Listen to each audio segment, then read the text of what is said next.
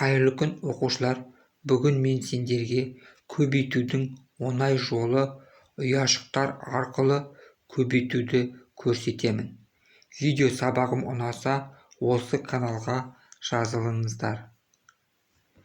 Мына есепті қарайық. Мұнда 12-ні 4-ке көбейткенде 12-ні 2-ге көбейту арқылы 2 ұяшыққа бөлеміз. 12-ні 2-ге көбейтсек 24 шығады. 24-ті 2-ге көбейтеміз, 48 шығады. Мұнда 12-ні 2-ге 2 рет көбейтіп, жауабын қосуға болады. Келесі есепті қарайық. 23 көбейту 6. 23-ті 2-ге көбейтетін болсақ, 23 көбейту 2-ні 3 ұяшыққа бөлу арқылы бір-біріне қосамыз. 23-ті 2-ге көбейткенде 46, мұны бір ұяшыққа біріктірсек, 46-ны 2-ге көбейтіп, оған 46 қосамыз. Жауабы 138 шығады. 34 көбейту 8.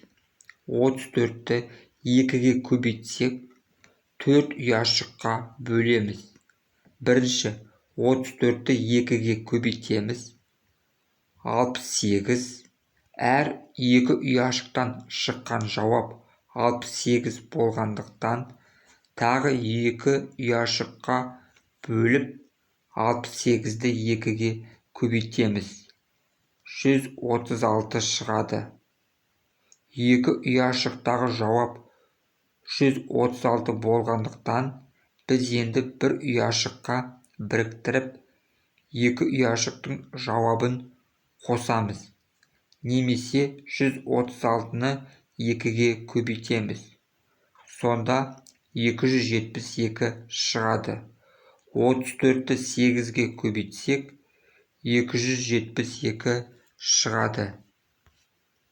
7 көбейту 6. Бұл есепте 7-ні 3-ке 2 рет көбейту арқылы бір-біріне қосамыз. Немесе шыққан жауапты 2-ге көбейтеміз. Сонда жауабы 42 шығады.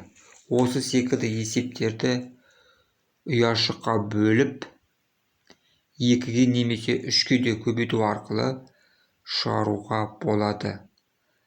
Назарларыңызға рахмет. Сіздермен бірге болған Нұржан Мырзашұлы.